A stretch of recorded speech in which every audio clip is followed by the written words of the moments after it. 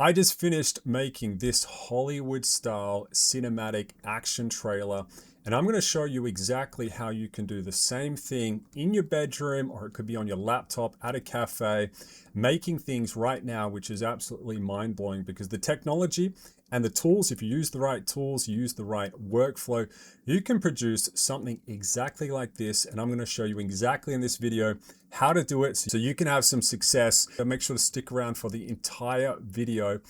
And I will show you the entire trailer at the end of the video, but what we're just going to do right now is we're just going to see a snippet of the trailer, and I'll get into my workflow and exactly how I made it. So let's play it, and then we'll get into the behind the scenes. Breaking news. Witnesses describe a 7-foot man dressed, they claim, as a wolf, attacking criminals across the city.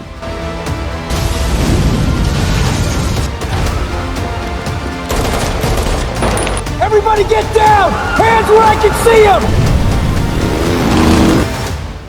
So that right there was a snippet of the Wolfman, something I just came up by myself. I just thought I wanted to make like a Hollywood style film, just like the Batman, but with a wolf and a few extra elements. And we kind of just put it all together with some special tools, and that's the output. So I thought the output was great. Let me know what you thought below. And to pull this together, it's actually a lot easier, a lot simpler than you think right now. And I'm going to show you the tools, the workflow, and how you can put it all together and not lose your mind. And also, I'll tell you a secret on how not to spend too many credits, because there are some tutorials out there and they're rendering things in 4K. They're doing 1,000,000 takes. I'm going to give you some realistic secret tips on how you can just make things work with what you've given, with your budget. And I've also got a very special link below to my school community I am building right now. If you want to make something similar to this and you want to learn more, check out the community below and you'll find some great resources there. And having said that, let's get straight into this. So the first thing you're going to need to do, anytime you kind of go into a cinematic, you first need to have a platform. So the platform I'm going to be using at the moment, it's Higgsfield. There are going to be other ones out there like OpenArt or even other platforms, but I quite like Higgsfield. You can find a link to Higgsfield in the description of this video as well, if you want to follow along. And if we have a look right here, the first thing we need to do is we need to come up with an idea of what we want. So for this film, I wanted the Wolfman, so I had to come up with a wolf. I had to come up with some villains as well, and I had to come up with some vulnerable people and also a motorcycle as well. So we're going to get into that first stage. So first of all, you will need to come up with some characters for your cinematic. And to get those characters, I do recommend prompting within like a platform. It could be Gemini, it could be Claude AI, but we're using Claude. That's what I'm using in this workflow. And I think this is actually the best workflow to use if you want to be very creative. And what I've done before we actually get into revealing some of these characters right here and the selection behind them is if you have access to Claude Project, not everyone will have access to this. This is the paid tier where you pay about $30 a month to get access to this. You can set up a project. I do recommend it because it will make everything pretty tidy. But if you really wanted to and you're just experimenting, you can just do it in the chat version, or you could use another AI to kind of help you along the way. But the first thing we're going to need to do in this is we're going to need to prompt for some characters. And the first character I wanted to create was the Wolfman. And you can see right here, here is the prompt for this. It's quite detailed, and a tip for you if you are new to AI filmmaking is you definitely want to have a character reference sheet. So you can see right here with my Wolfman, we got the front view, we have the side view, we have the back view, we have a close-up of his head, slight angle as well. I actually made this in Nano Banana Pro as well, so we didn't use the high-end GB2 Image 2, and it came out pretty well, but it's not always going to come out completely perfect. Remember, when you are making AI films, you're dealing with randomness, so there's going to be lots of random generations. And we actually had quite a few different Wolfmen come up, and I just thought out of all of them, that was the best one by far, and that's what we went for. But you will need a prompt. The exact character reference sheet prompt, you can find that in my school community.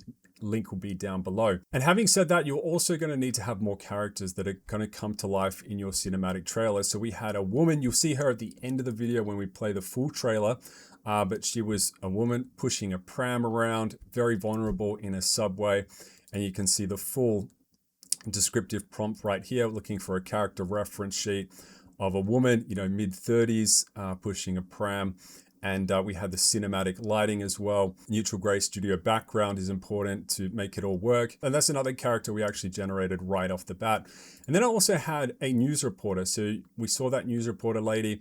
I actually found for this though, for this type of generation, you can see these ones right here. This is Nano Banana. I did put one in for GPT Image 2 and actually came out quite well. And we actually went with GPT Image 2. And you can see right here just how hyper realistic. So when we get to the animation stage of this woman right here, you can just see how good it came out. So always when you are trying to make something very, very realistic, remember, the more realistic your images are that you create at this stage, the character setting stage, the better your final output will be when it comes to actually rendering it into a full video.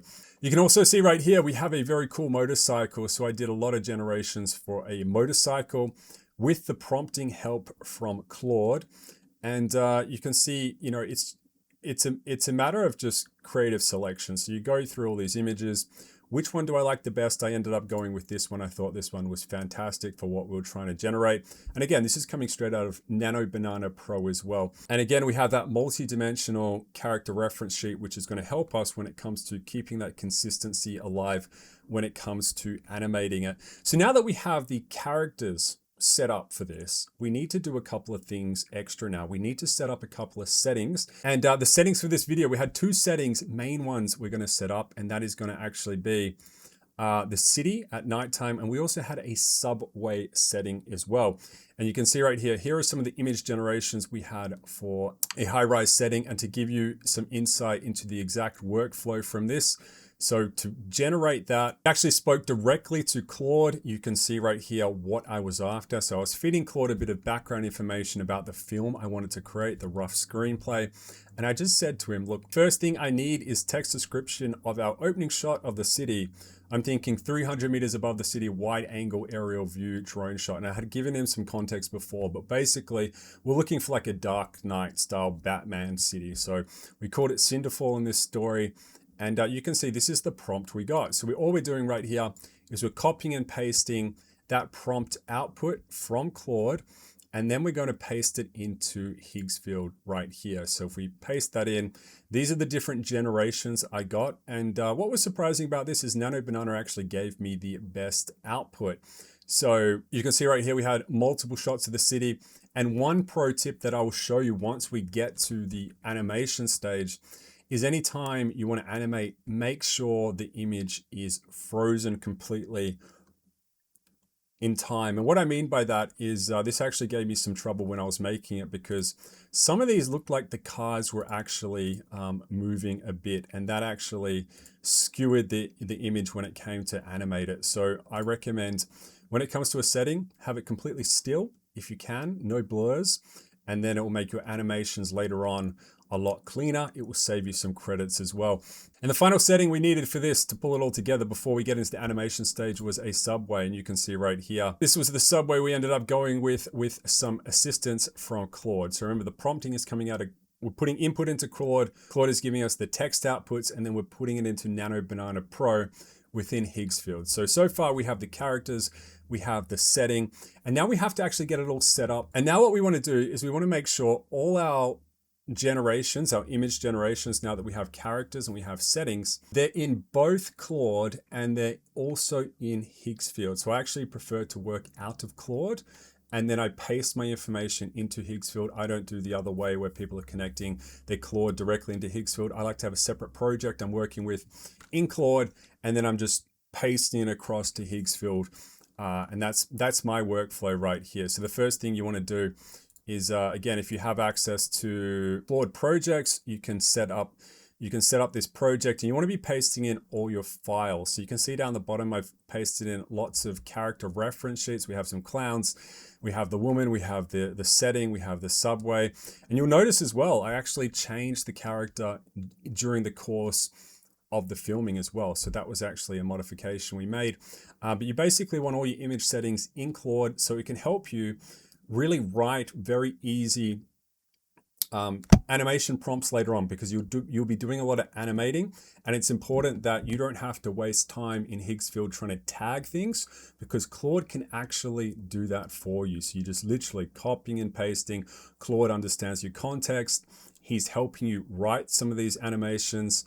And, ideally, a lot of it comes out quite well. So we've set that up in Claude. We have our background. We have some instructions in Claude as well. So it is important you get set up with some instructions. You need an expert in Seedance, but also screenplay writing. And in particular, when you are setting up your instructions in Claude, you definitely want something to focus in on Seedance. So we did use a lot of Seedance animations. Actually, we only use Seedance for this. I didn't use Kling. I didn't use anything else. So in your instructions, when you have your project set up or when you're talking to Claude, tell him that you want, the latest Seedance technical instructions to help you with your animations. And the other thing you want to be doing within Higgsfield, so if you're using Higgsfield, you want to be setting up elements. So what an element is basically you're going to be saving these image files. So we have our Wolfman, we have our lady, and we have our setting. And we basically want to make this very easy for Higgsfield to understand when it comes to prompting. So you set this up once. It will save you so much time in terms of prompting, right? So when you're writing your prompts, and also just admin time. You don't want to be wasting time, especially when it comes to video generation, manually doing things. You want AI, take as much advantage of AI as possible to help you do these things. And you want to set it up like this. So look, I've just got some very basic things like Wolfman as a character, Subway as a location, Woman as a character, Anchor, the news lady as a character. We have another version of the Wolfman. I didn't end up using him. And then we have our clowns as well. And that's very important. So as long as we have Claude set up, as long as we have Higgsfield Cinema Studio set up, we're in a really good position to start animating soon. And that's exactly the fun part. So once you have all that set up, then it becomes very fun. It becomes very enjoyable, but also it can be frustrating, but I'll tell you exactly how to avoid some of the frustrations. And also just work with what you've got as well. Because, in some tutorials out there, I've seen even the official main Higgsfield tutorial. I mean, respect to Higgsfield, but that guy burns through an infinite amount of credits. And if you want to make more and more of these cinematics, just like I do, and make them to a high quality, you want to be cost effective with your credits, and that's what we're aiming to do within Higgsfield right here.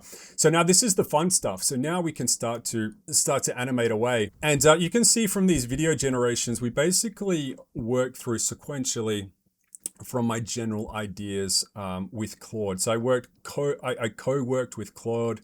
I basically Vibe Cinematic created this. Some people refer to like working with Claude as like vibe coding. For this, we Vibe directed this cinematic with Claude. So Claude was very helpful. But to understand the exact workflow, the way I just opened up with Claude in my AI film studio is all I told him at the very start. We only had one chat and it just kept going. Is this one. So I gave him a bunch of context about the story, similar, inspired by the Batman, the Dark Knight series. I had already done the reference sheets, the character reference sheets, and we'd already done the woman at that stage. And you can pause the video and read this, but it's basically a very rough summary of what I wanted to achieve with the trailer. So there was some thinking into it and rough screenplay so far. And the way I work this, we Vibe created this. So what does that mean? It means we just work through it scene by scene, shot by shot, in tandem with the music as well. So when you're making, in particular, like a cinematic trailer, it's very important you have to try and sync it up to the music as best you can. You might want to have your music track and you can create it in AI, or you could use like a copyright-free trailer music to do this. But you want to sync those things up, and you want to basically line up the pacing as well. So trailer, give them some, big action at the start, but then, set it, build it up. And when it's running really fast, you want lots of action scenes. And that's what we actually delivered. You'll see it at the end. This whole thing has been put together. And you can see right here with Claude, this was the prompt we put in to get the output we wanted. So I just wanted a 5-second Seedance shot, drone footage flying forward from this image above the road, flying parallel to the ground. So we are flying over the town. Ambience we want is busy cityscape at night, at the distance, so cars and noise. And then Claude's actually formatted this properly. We've got the city tagged, and he's helped to put the cinematics to work with very specific prompting to help us get that output. And you can see sometimes with your generations, you might not get the perfect generation the first time. So our first city shot actually wasn't very good at all. I wasn't happy with this at all. Now, the thing is, we went back to Claude and we troubleshot this. And one of the issues was the original Nano Banana image I'd given Claude, and I had given Seedance it was a little bit blurry. It was like it was in movement, and that just threw off the whole thing. So as I said before, if you are creating this stuff, make sure it's snap frozen. That will help you with a better output. And then you can actually tweak a few things. So we actually had a few good outputs right here, but I thought that picture, that video you're seeing right there, it was too AI. Like you can just tell no cars just go sequentially down the road like that. I wasn't happy with that. And we actually just changed it again, and we went until we got something really, really good. And that was the opening shot of the city. And even though it took us a little bit of time to get that right, you know, a few generations, I have to say, if you're comparing this to actual filmmaking, you can just imagine how expensive it would be to have the proper film, have the helicopter, or have the drone, pay someone to do this. It'd probably cost like $20,000, right? Or $10,000, I don't know. But you can do it in AI very quickly, and the realism is very good. So you can see that image, that final video we got was fantastic right there. Another perfect effect that we brought to life within the AI cinematic was this lady, and she did a great job. Remember, we had created her as a character in GPT Image 2, and we worked with Claude to create the prompt right here. And we wanted a live broadcast, serious tone, Channel 8 news. I said that's exactly what I wanted. Cinderfall City down the bottom. And the realism, the output of that was fantastic. So some of this stuff is so good, and you should be excited by it. And that was a great little cut. And we reused her later in the cinematic because I thought she'd be great to reintroduce again. And that's exactly what we did. And then we worked through these scenes, and these scenes were fantastic. There is a little bit of a challenge sometimes, but you can work with it. With AI trying to remember, you know, what direction, or trying to set up things in exact directions, but you know, quite often you can just you can work around it. But you can see right here, the realism of this lady is fantastic. She's not even real. This is an AI character, and look, I think that's real, and that's me. I even made her. But that's the craziness of AI realism at the moment. It's like these actors are not real, but they are real. It's kind of like it blows your mind a bit. But the animations and the believability, especially in Seedance at the moment. And just remember, this AI tech will change a lot. So over time, you know, it might be a new AI one.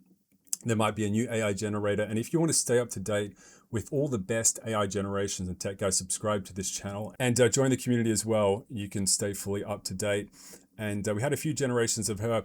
This one was borderline. So this is a bit of a secret. I wasn't going to include this because I thought it looked a little bit too CGI, but just for cost effectiveness, my belief, I just need to get cinematics out there. I'm not going to perfect these yet, but if I ever wanted to come back and make these 4K, make it absolute pristine quality, I could. This one was a little bit CGI-ish, I thought, but you know, I might be pretty tough on that, but that was the clowns walking down the stairs. And again, great shaky handheld tracking shot. And just as a reminder, if you want help with your cinematic AI films, make sure to go pick up my free cinematic camera angle guide. You can pick it up in the school link below, but this is going to help you as a cinematic AI director with some angles. So especially if you're new, establishing wide shot, it could be extreme aerial shot, or it could be a low angle shot, high angle shot, close up, and some of the purposes behind that. And we use that low level tracking shot. Again, because this is suspense, it's a predator movement, and it was appropriate for the scene. But you can find that in my school community, link down below. Other footage that turned out fantastic from the prompting, it's going to be this as well. So the CCTV footage of the Wolfman was perfect. I just wanted that, so that was one shot and done. And that is the full prompt right here on the right-hand side. But, you know, that's what I wanted to create a bit of mystery within the trailer. And I have to say, my favorite shot out of the whole trailer, there's actually two shots, but I'll say my favorite one was this one right here, where the 5 guys burst through the doors and start shooting. So that is exactly like a Hollywood film. Like it's so good. And what's interesting here is, again, be frugal, be cost effective with your credits.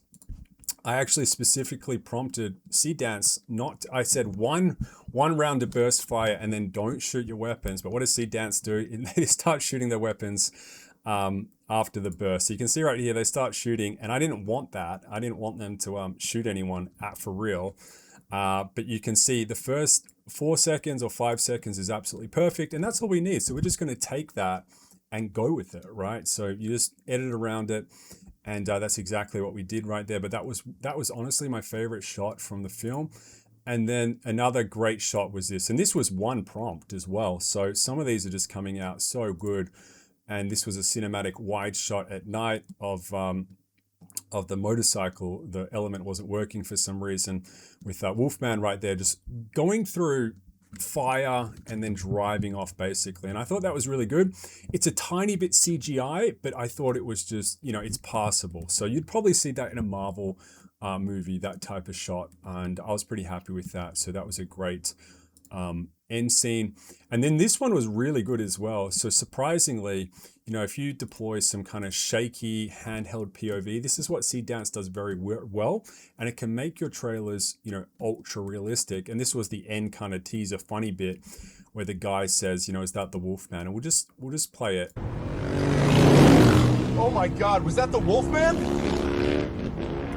But again, it's extremely realistic, the outputs right here.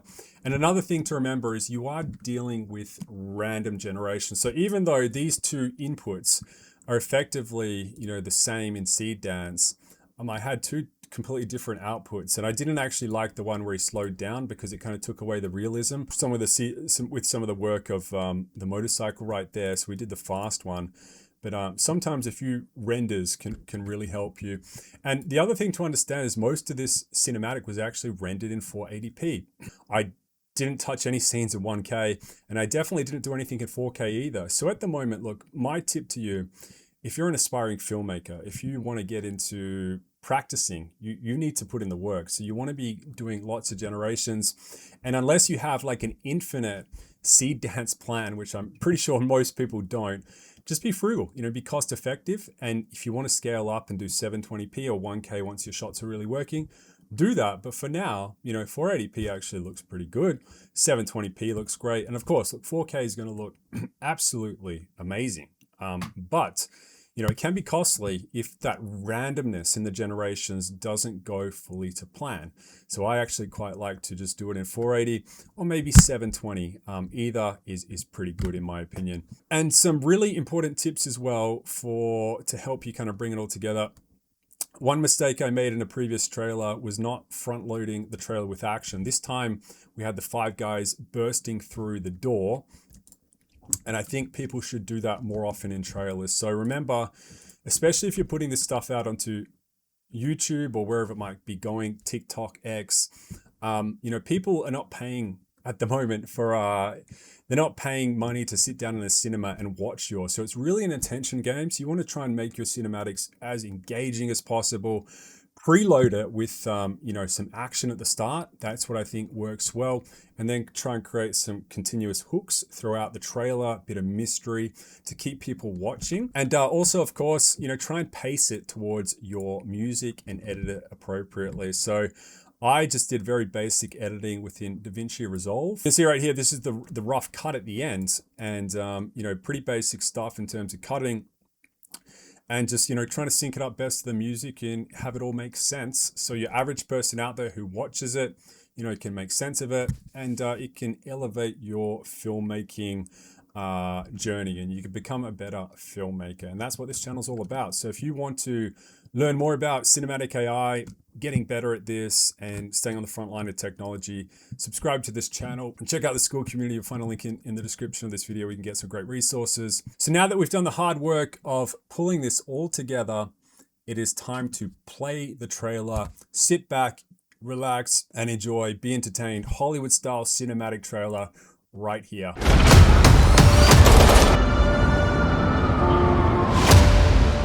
Police have issued a warning. Due to rising crime, all citizens of Cinder Falls City must be indoors by 5:30 p.m.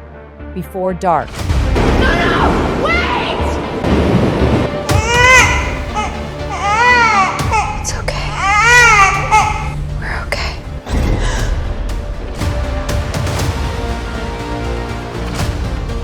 Purse, phone, and the wedding ring too.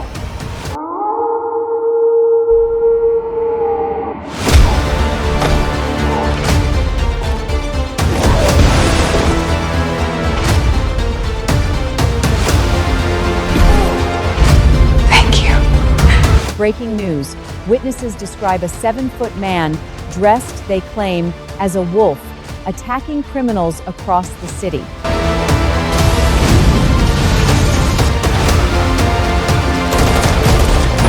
Everybody get down! Hands where I can see them! There's a problem in town. You need to kill the Wolfman. Oh my god, was that the Wolfman?